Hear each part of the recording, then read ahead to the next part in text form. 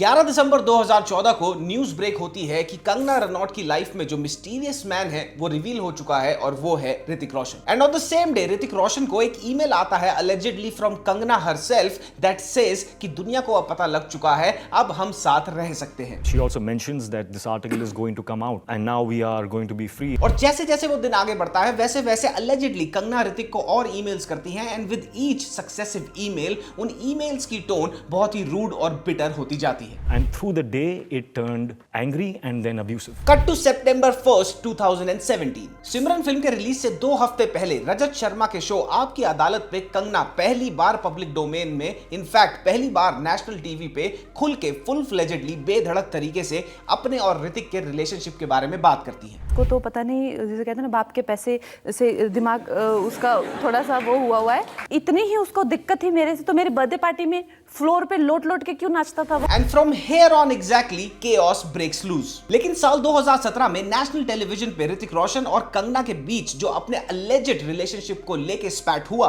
उसके पीछे प्यार, प्रॉमिसेस और शायद वेंजेंस की एक ऐसी इनसेन कहानी है जो पैसिवली 9 साल और एक्टिवली 3-3.5 साल बिहाइंड द सीन्स चलती रही and was literally a volcano waiting to erupt. इस लव स्टोरी की कहानी इतनी ज्यादा कंफ्यूजिंग, कनाइविंग एंड कॉन्वोल्यूटेड है that it can easily pass off as a script for a Bollywood movie, but also at the same time ये पूरे का पूरा फियास्को शेड करता है light on obsessive behaviour, potential gaslighting and just how ugly even the top celebrities of the country can get in front of the public. और अगर ये case Instagram के एरा में यानी कि आजकल के टाइम पे हुआ होता तो इन दोनों के करियर्स की ट्रेजेक्टरी बहुत ही अलग दिखती। ऋतिक रोशन को आते हैं 3000 email in a matter of months and वो एक का भी रिप्लाई नहीं करते। ऐसा क्यों? कौन भेज रहा था ऋतिक रोशन को एक दिन में नियरली 20 से 30 ईमेल्स? क्योंकि कंगना तो आज तक ये बात डिनाई करती है कि उन्होंने ये ईमेल्स कभी भेजे ही नहीं। क्यों ऋतिक रोशन ने इन ईमेल्स के सेंडर को ब्लॉक नहीं किया? क्यों कंगना और ऋतिक रोशन की फोटोज को जो एक पार्टी में ली गई थी उनको एडिट करके ऐसे दिखाया गया सोशल मीडिया पे कि ये एक इंटीमेट सेटिंग में हो रहा है? कंगना की बहन रंगोली जो back in the day famous थी ट्विटर पे रैंट्स करने के लिए, उनका क्या फिशी रोल था इस पूरे फियास्को में? क्या थी वो फेक ईमेल और वो इंपोस्टर की कहानी जिसने इस पूरे के पूरे फियास्को को एक फिल्मी स्टोरी बना के रख दिया? क्या ऋतिक ने असली में कंगना को प्रपोज किया था शादी के लिए? और इस पूरे के पूरे केस में पहली बात तो पुलिस इन्वॉल्व क्यों हुई और फिर उनकी फाइंडिंग्स क्या? तो आज कंगना और ऋतिक रोशन की इसी इनसेन रिलेशनशिप की मिस्ट्री पे नजर डालेंगे जो आज तक सॉल्व नहीं हो पाई। लेकिन बिफोर आई मूव अहेड, मैं अपने मन से कुछ भी नहीं बोलूंगा इस वीडियो में। Everything will be based upon Hrithik Roshan and Kangana's public interviews. I'm not going to defame either of the two, but by the end of this video समझदार को इशारा काफी हो जाएगा।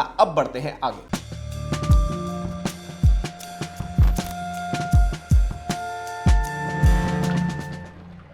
कंगना और ऋतिक रोशन पहली बार मिलते हैं on the sets of the film Kites and right around this time कुछ ब्लाइंड आर्टिकल्स ने ये क्लेम भी किया था that they are getting close on the sets of Kites and they are finding solace in each other's company. At this point Hrithik Roshan was married to Sussanne और कंगना हाल फिलहाल ही में अपने extremely troubled relationship with Aditya Pancholi and not a very mutually happy relationship with अध्ययन सुमन से बाहर निकली थी। Now straight out of the horses mouth Kangana की बात अगर मानी जाए तो काइट्स की शूटिंग के दौरान वो दोनों एक फुल ब्लोन रिलेशनशिप में थे कि हम लोगों का पहले भी कुछ अफेयर वगैरह था। लेकिन कंगना रनौत का ये bold claim was outrightly shut down and denied by on television by Hrithik. Was there any relationship? No, there was no relationship. Now cut to the year 2011, Kangana Ranaut के हिसाब से ऋतिक रोशन और उनके फादर राकेश रोशन ने उनको बहुत चेज किया कि वो क्रिश 3 में रोल साइन कर ले। तो उस बंदे ने 6 महीने पीछे पढ़ पढ़ के वो फिल्म मुझसे साइन करवाई। कंगना ने कहा कि इनिशियली मैंने क्रिश 3 में जो रोल मुझे ऑफर हो रहा था उसको इसलिए रिजेक्ट कर दिया क्योंकि काइट्स के दौरान ऋतिक और मेरा एक अफेयर रहा था और अब क्रिश 3 को साइन करके वो दोबारा से इन्वॉल्व नहीं होना चाहती एक मैरिड मैन के साथ। फिल्म पहले रिजेक्ट क्यों की? मैंने इसीलिए की थी क्योंकि मुझे पता था कि ये शादीशुदा इंसान है, मुझे इन चीजों से जो है दूर रहना है। But somehow Kangana Ranaut does end up signing Krrish 3 और उनके हिसाब से एक बार फिर इन दोनों का रिलेशनशिप रीइग्नाइट हो जाता है। और अब जो है मैं तुमसे मतलब मुझे लग रहा है कि I can see us together in life, तो मैंने कहा ठीक है। लेकिन फिर कंगना रनौत क्लेम करती हैं कि although Hrithik Roshan did want to be in a relationship with me, लेकिन साथ ही में ऋतिक इस बात को लेके भी बहुत क्लियर थे कंगना के साथ कि वो अपनी बीवी को डिवोर्स नहीं दे सकते। And this behaviour of Hrithik obviously pisses off Kangana. लेकिन मुझे उस टाइम पे थोड़ा शक हुआ कि ये अचानक से ये शादी, ये सब ब्याह, इनसिक्योर हो गए वो। अच्छा, इस वाकयात से एग्जैक्टली 2 साल पहले यानी कि साल 2009 में काइट्स के दौरान कंगना को एक बार पहले भी ऋतिक रोशन ने ये मेंशन किया था that he is a married man और उनका रिलेशनशिप ऐसे वर्कआउट नहीं करेगा। उन्होंने मुझे कहा था, देखो कंगना, मैं एक रिश्ते में हूँ, मैं तुम्हें कभी भी स्वीकार नहीं कर पाऊंगा पब्लिकली, लेकिन उन्होंने कहा कि मेरा ऐसा फैमिली का सिस्टम है कि मैं अपनी वाइफ को नहीं छोड़ पाऊंगा। फिर कंगना के हिसाब से कंगना के लिए चीजें और ज्यादा फ्रस्ट्रेटिंग हो जाती हैं, क्योंकि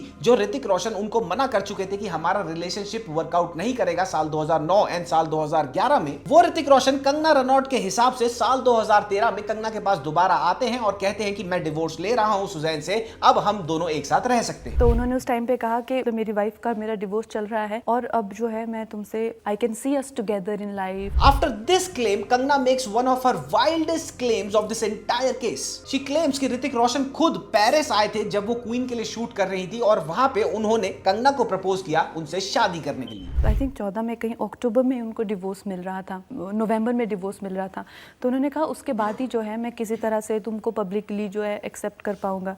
तो मैंने कहा ठीक है। Now pay attention here. According to Kangna, they both were about to get married. लेकिन फरवरी 2014 में ऋतिक रोशन कटरीना कैफ शूट कर रहे होते हैं बैंग बैंग मनाली में और इसी दौरान उन दोनों के अफेयर की, alleged अफेयर के र्यूमर सरफेस होने लग जाते हैं। किसी हीरोइन के साथ में ये मनाली में शूट कर रहे थे तो वहां पे उनकी अफेयर की खबरें आई। Kangna somehow chooses to overlook these rumors and on Valentine's Day 2014 वो ऋतिक रोशन को कॉल करके कहती है कि आज के दिन आपने मुझे कॉल क्यों नहीं किया। On this very call, according to Kangna, Hrithik Roshan ने उनके ऊपर लैश आउट किया और बोला कि हमारे बीच में कुछ नहीं है और उन दोनों का ब्रेकअप हो जाता है। तो कहते तो तुमको क्यों करूंगा फोन। मैंने कहा मुझको क्यों नहीं करोगे फोन, क्योंकि मैं तो तुमसे शादी करने वाली हूँ। तो कहते शादी वादी तो तुम भूल जाओ, तुमने किस किस को बताया है कि तुम्हारा और मेरा कुछ चल रहा है। तो कहता मेरा तुम्हारा कुछ नहीं है और भूल जाओ। Then Kangna claims कि क्वीन हिट होती है और ऋतिक रोशन मेरे को फिर से प्रेज वर्दी ईमेल्स करते हैं। अब एग्जैक्टली यहाँ से कंगना के अकॉर्डिंग इन दोनों के बीच, एक साइड कंगना है और दूसरी साइड कंगना के accordingly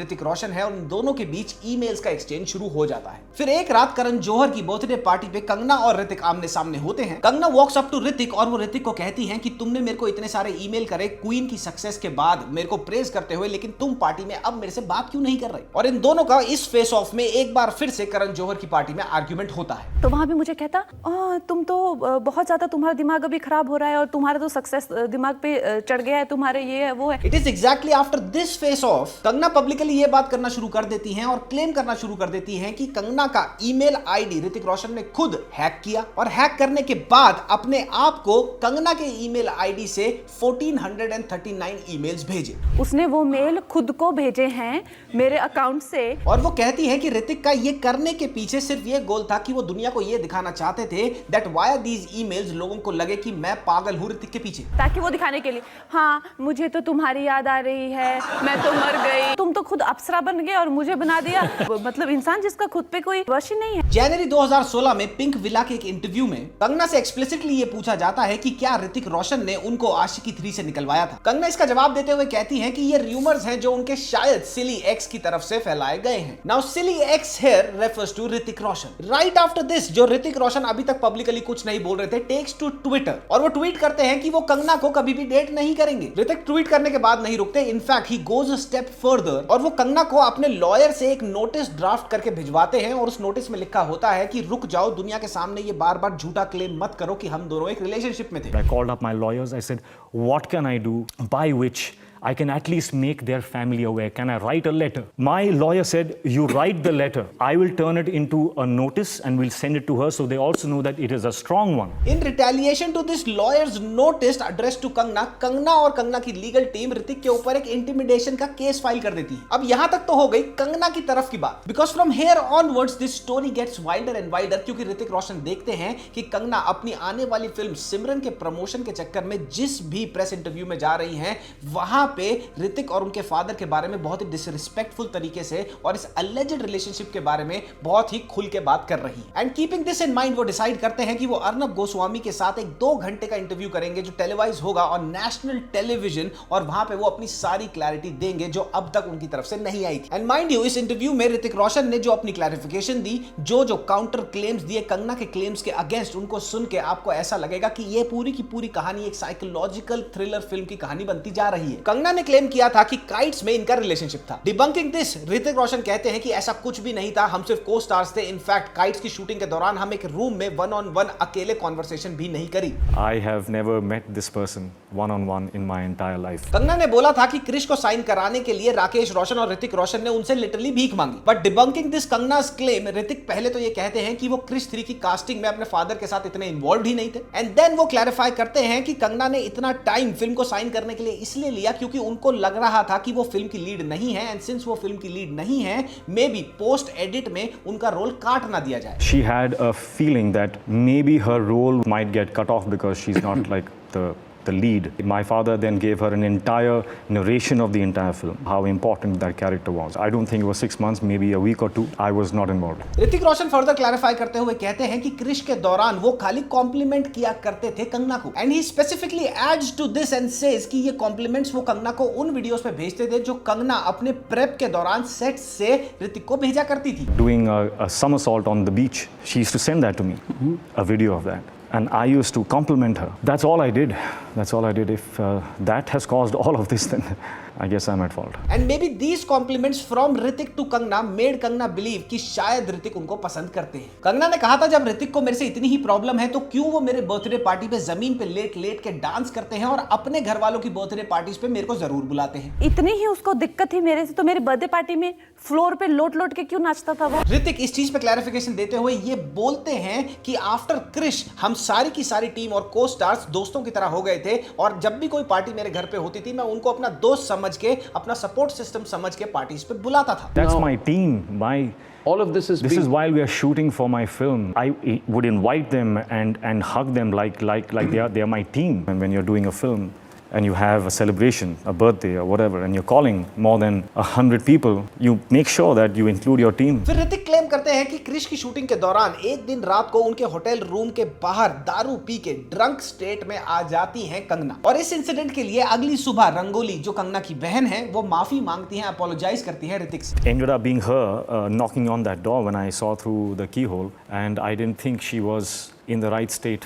Rangoli came up to me and spoke to me about that the next day at the airport. Kangana ने क्लेम किया था कि ऋतिक पेरिस आए थे क्वीन की शूटिंग के दौरान उनको शादी के लिए प्रपोज करने। कंगना का ये क्लेम पुलिस एविडेंस के साथ ऋतिक रोशन इस इंटरव्यू में डिबंक कर देते हैं और बता देते हैं कि जिस तारीख को कंगना ने ये बताया है, जिस मंथ में कंगना ने ये बताया है कि मैं पेरिस में उनको प्रपोज करने गया था, उस दौरान तो मैंने देश छोड़ा ही नहीं, और इसका पुलिस के पास प्रूफ भी है। So you gave your passport to the police? I didn't even leave the country in January 2014. Karan Johar की पार्टी में कंगना ऋतिक के सामने जिन मेल्स के एक्सचेंज को मेंशन करती हैं वो ऋतिक रोशन के हिसाब से ऋतिक ने कभी भेजे ही नहीं। Sent me an email this morning saying how wonderful my work was in the film, and I said I have not seen the film. I don't have your mail ID. I don't know what you're talking about. This is exactly where and how Kangana के इस relationship को लेके, इस पूरे के पूरे scene को लेके जो क्लेम्स हैं वो वेंचफुली फिक्शनल लगने लग जाते हैं, और फिर ये कहानी इस इंटरव्यू के दौरान एक एब्सोल्यूट ट्रेन रैक बन जाती है जब ऋतिक रोशन क्लेम करते हैं कि उन्होंने मेल किए ही नहीं, उनकी जगह कोई इंपोस्टर था। ऋतिक क्लेम करते हैं कि उनके पास कंगना की प्राइवेट ईमेल आईडी थी ही नहीं, और जिस आईडी से वो क्लेम करती हैं कि ऋतिक ने उनको ये सारे के सारे ईमेल्स भेजे थे, ऋतिक कहते हैं वो आईडी उनकी असली आईडी है ही नहीं। That mail is not from my ID. It's Yes. hroshan@email.com. फिर रंगोली कंगना की बहन सीन में एक्टिवली इन्वॉल्व होती है, और फिर वो ऋतिक रोशन को इंपोस्टर से आए ईमेल्स दिखाते हुए कहती हैं कि तुमने ही, यानी कि ऋतिक रोशन ने पहले तो हैक किया कंगना के अकाउंट को और फिर उसको फोर्स किया, यानी कि कंगना को ऋतिक ने फोर्स किया इंटीमेट पिक्चर्स लेके ऋतिक को सेंड करने के लिए। टू दिस ऋतिक रंगोली को कहते हैं कि I have no clue as to what you are talking about, मुझे पता ही नहीं है ये मेल कौन कर रहा है, मैं बन के, और ये मेरा ईमेल आईडी है ही नहीं। You say hroshan@email.com is not my account. Somebody is playing a trick or is seriously demented. My account is hroshan@mac.com. अब हैरान परेशान ऋतिक रोशन रंगोली को कहते हैं कि इस इंपोस्टर को पुलिस से पकड़वाने में मैं तुम्हारी मदद करूंगा। ऋतिक इस चीज का सॉल्यूशन निकालते भी हैं, और वो सॉल्यूशन ये होता है कि वो रंगोली से कहते हैं कि जिस इंपोस्टर की ईमेल आईडी से आपको मेल्स आए थे वो आईडी मुझे दे दो, हम उसकी लोकेशन ट्रेस कर लेंगे। This imposter can be caught. All they need that original mail from the imposter, which is on your laptop. अब यहाँ पर ऋतिक को ईमेल आईडी देने के बजाय, ऋतिक की हेल्प करने के बजाय रंगोली करती क्या है, वो उसी के ऊपर बिफर जाती हैं, उनके ऊपर लैश आउट करने लगती हैं और ये तक कहती हैं कि तुमने कंगना को इमोशनली रेप किया है। ऋतिक ये सब सुनने के बाद gets taken aback so badly कि वो वहां से ऑनवर्ड उनकी कोई मदद नहीं करते और सारे के सारे टाइज काट लेते हैं। Call up the cyber cell, I call up my IT guy, I get the solution, I pass the solution on to them. Yeah. And then I am hearing words like rape. And that's when I switched off. I said, I want nothing to do with this. So the reason why the imposter was never initially caught was because rangoli और कंगना ने mutually ये decide किया कि हम ऋतिक को वो email ID देंगे ही नहीं। If this does not sound extremely fishy, then I don't know what does. फिर ऋतिक रोशन इंटरव्यू में एक ऐसा खुलासा करते हैं जो इस पूरी की पूरी कहानी को एक एक्सट्रीम एब्सोल्यूट ऑब्सेशन का केस बना देता है that nobody had expected. अब इम्पोस्टर कौन है, कौन नहीं, वो पकड़ा गया है, क्यों नहीं पकड़ा गया, ये कंप्लीटली लॉस्ट इन ट्रांसलेशन हो चुका है। लेकिन अर्नब के साथ इंटरव्यू में ऋतिक रोशन ये खुलासा करते हैं कि जुलाई 2014 से लेकर दिसंबर 2014 के बीच उनको 3000 ईमेल किए कंगना ने। How many mails came? 3,000 odd mails. So the mail started around July 2014, suddenly end in December 2014. Adding on to this claim, Hrithik कहते हैं कि उन्होंने इन सारे के सारे ईमेल्स में से मात्र 40 से 50 ईमेल पढ़े और उसके बाद वो दुखी हो गए इन ईमेल्स को अपने इनबॉक्स में देखते देखते, तो उन्होंने सारे के सारे ईमेल्स रीडायरेक्ट कर दिए अपने स्पैम या फिर जंक फोल्डर में। I read 50 of them. I think by the third or the fourth day, I started to send them to my spam and my junk. और साथ ही also mentions कि उन्होंने कभी भी एक भी ईमेल का रिप्लाई नहीं किया। वो क्यों नहीं किया मैं आगे वीडियो में आपको बताता हूं। अब ऐसा नहीं है कि कंगना सही बोल रही थी या ऋतिक गलत बोल रहा था या ऋतिक सही बोल रहा था और कंगना गलत बोल रही थी। इन दोनों के अपने अपने अकाउंट्स में पोटेंशियल झूठ फैलेसीज इतने सारे हैं कि ये पूरे के पूरे केस को, इस फियास्को को और ज्यादा कंफ्यूजिंग कर देता है। पहले कंगना की उन बातों पे नजर डालते हैं जो लिटिल टू नो सेंस बनाती है। रंगोली ने बड़े ही रोबस्टली क्लेम किया था कि ऋतिक ने अकाउंट को हैक किया और फिर एक इंपोस्टर बनके उन्होंने डिमांड करे कंगना से उनके intimate pictures. You hacked her account and you forced her to record many videos and click pictures as well in this mail. You are clearly accepting everything. पहली बात तो ये कि ऋतिक रोशन हैक करेंगे ही क्यों कंगना के अकाउंट को, and then why would she send that hacker जो सपोजिटली ऋतिक रोशन है कंगना के हिसाब से उनको वो pictures even after knowing the fact कि अकाउंट हैक हो चुका है। कंगना के पास लिटरली 6 महीने थे इस चीज पे नजर डालने के लिए कि उनका जो प्राइवेट अकाउंट ऋतिक ने उनके हिसाब से हैक कर लिया है, वहां से दिन के 25 से 30 मेल जा रहे हैं which actually compounded up to 3,000 emails within 6 to 8 months. So she's trying to say that she did not know कि उसके पर्सनल ईमेल आईडी से इतने सारे के सारे मेल रोज जा रहे हैं। एंड माइंड यू, कंगना ने एक भी इंटरव्यू में ये क्लेम नहीं किया कि एक्सेस चला गया था हैक होने के बाद उनके ईमेल अकाउंट का। इनफैक्ट एक इंटरव्यू में उन्होंने इतनी स्टूपिड बात करी थी कि उनको नोटिफिकेशंस आती रही और उसका मतलब उनको ये लगा कि जब वो सो जाती थी तो रात को ऋतिक उनके अकाउंट में हैक करके ये ईमेल उनको भेजा करते थे। You get these from Gmail, you get these alerts that you know it's opened in the night, over the night, in the day, and from his house and all of that. Kangana हर दूसरे interview में ये बोलती रही कि वो hack मेरे account में इसलिए कर पाया क्योंकि वो टेक सेवी था। अब ये बात तो कॉमन सेंस है कि भैया टेक सेवी होने का मतलब ये नहीं है कि उस बंदे को हैकिंग भी आए, और टेक सेवी होने का मतलब ये भी हो सकता है that man probably like gadgets and technology in general. ये दोनों फोटोज जो क्लियरली फोटोशॉप्ड है, वो रंगोली ने जानते हुए कि ये दोनों फोटोज मॉर्फ्ड है, फोटोशॉप्ड है, फिर भी ट्विटर पे क्यों पोस्ट करी, ये दिखाने के लिए कि देखो भैया ऋतिक झूठ बोल रहा है, ये फोटो देखो इसमें एक इंटीमेट सेटिंग में है अकेले, जबकि ये एक पार्टी की फोटो है। The person behind has been photoshopped. Her arm has been removed, trying to make it look as if this has been done in a private setting. There were 50 people. Kangana के हिसाब से ऋतिक ने कंगना का email hack किया और अपने आप को ही कंगना बनकर 3000 ईमेल सेंड कर दिए। ये बात बिल्कुल भी सेंस नहीं बनाती, क्योंकि सारे के सारे ईमेल्स में इन्वेस्टिगेशन के बाद ये पता लगा जो बॉडी कॉपी का कंटेंट था वो था दिनचर्या, उसका जो डेली रूटीन था कंगना का, वो मेंशन करा करती थी वो। It recounts the happenings of her entire day. It recounts what she has been doing, what she ate, who are the people that she met, what were the conversations. कुछ emails में कंगना की उसी time पे खींची हुई selfies भी थी। One of the emails, which is titled Super Sleepy, has a picture of Kangana that is a selfie.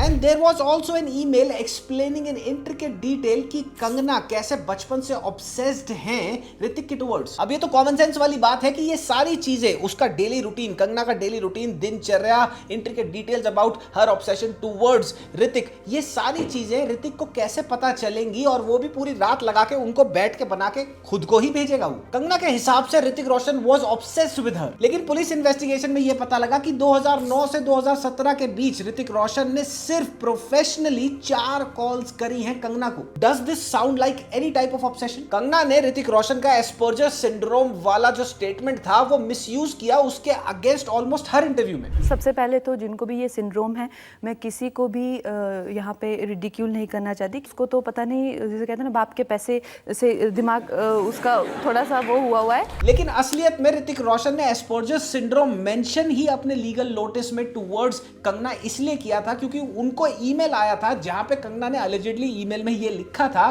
कि मेरे को सारे सिम्टम डायग्नोज हुए हैं एस्पर्जर सिंड्रोम के। और साथ ही ईमेल में ये भी लिखा था कि कंगना इमेजिन करती है एक imaginary life with Hrithik. Kangana ने कहा था कि मैं क्रिश इसलिए साइन नहीं करना चाहती थी क्योंकि काइट्स के दौरान हमारा रिलेशनशिप था और इस रिलेशनशिप को मैं दोबारा रीइग्नाइट नहीं करना चाहती थी क्रिश के दौरान। लेकिन उनको ये बात अच्छी तरह पता थी कि काइट्स के दौरान भी ऋतिक रोशन मैरिड हैं और कंगना का काइट्स के दौरान ऋतिक रोशन के साथ रिलेशनशिप से पहले कंगना का क्रिमिनल आदित्य पंचोली के साथ भी एक रिलेशनशिप रह चुका था और तब भी कंगना को अच्छी तरह पता था that Aditya Pancholi was married. Now let's talk about Hrithik Roshan's fishy statements. सबसे पहली और सबसे हार्ड टू बिलीव ऋतिक की बात यह है कि वो कहते हैं कि हमारा कभी भी काइट्स के दौरान, क्रिश के दौरान कभी भी रिलेशनशिप रहा ही नहीं। This is extremely hard to believe. There was no relationship. We never even got to a point where we had a conversation.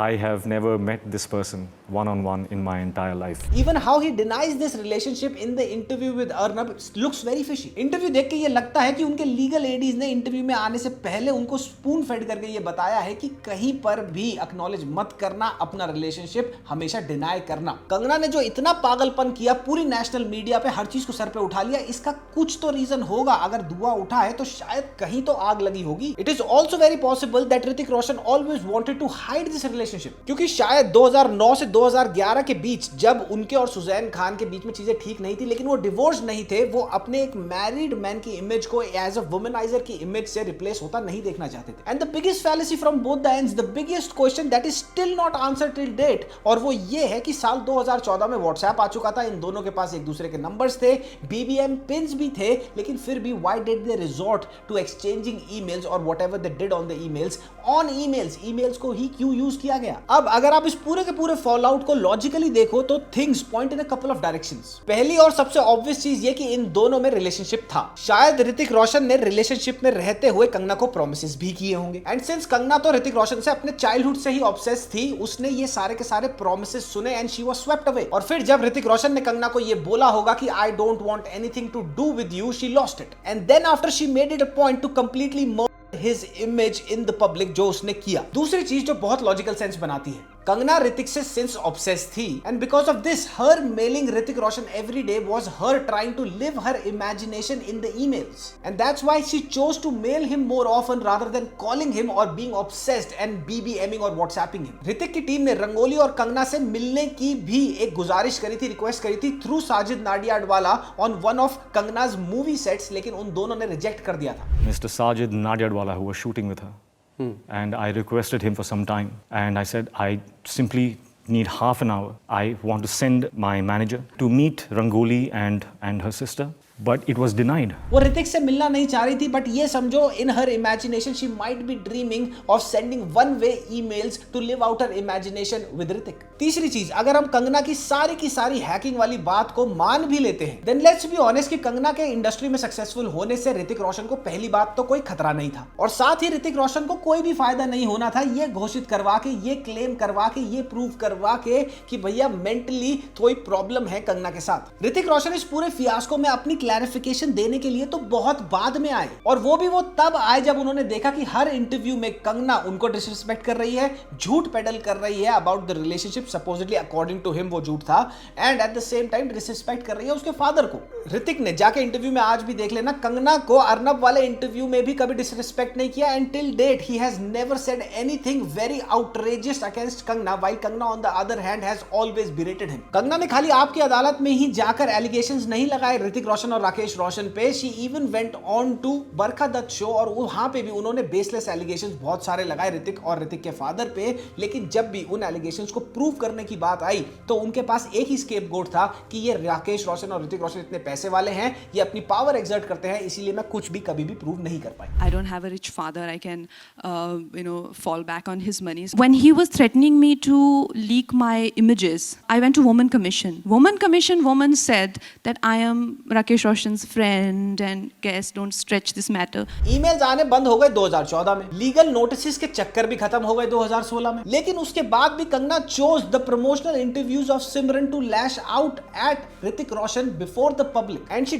did this with extreme flair without holding back. इस case में मैं ये नहीं कह रहा कि कंगना की गलती है, लेकिन कंगना का एक्सट्रीमली ट्रबल्ड रिलेशनशिप पास्ट आप इग्नोर नहीं कर सकते इस केस में। तो summing this entire fiasco up, impostor कौन था वो कभी पता नहीं चला। ऋतिक रोशन की जो फेक ईमेल आईडी थी उसका कभी भी आईपी एड्रेस ट्रेस क्यों नहीं किया गया। Rangoli has had a serious history of social media outrageous, may be वो इंपोस्टर हो सकती थी, कभी किसी को पता ही नहीं चला। ये 3000 ईमेल्स किसने भेजे, कब भेजे, कैसे भेजे, कभी भी पता नहीं लग पाया। But whoever out of these two sent these emails have to be clinically insane to do so. One of us definitely. So one of you Needs- certainly needs help. Needs help. ये 3000 emails भेजना 6-8 महीने में एकदम obsessed हो जाना, ये कोई normal आदमी नहीं हो सकता, चाहे वो कंगना क्यों ना हो, चाहे वो ऋतिक क्यों ना हो। ये relationship one of the nastiest Bollywood relationships ever रहा है। आपको क्या लगता है क्या हुआ होगा असलियत में? अपना ओपिनियन कमेंट सेक्शन में कमेंट करते जाना। तब तक हम मिलते हैं अगले हफ्ते। मामा मिया लजानिया पप्पी, बाय बाय।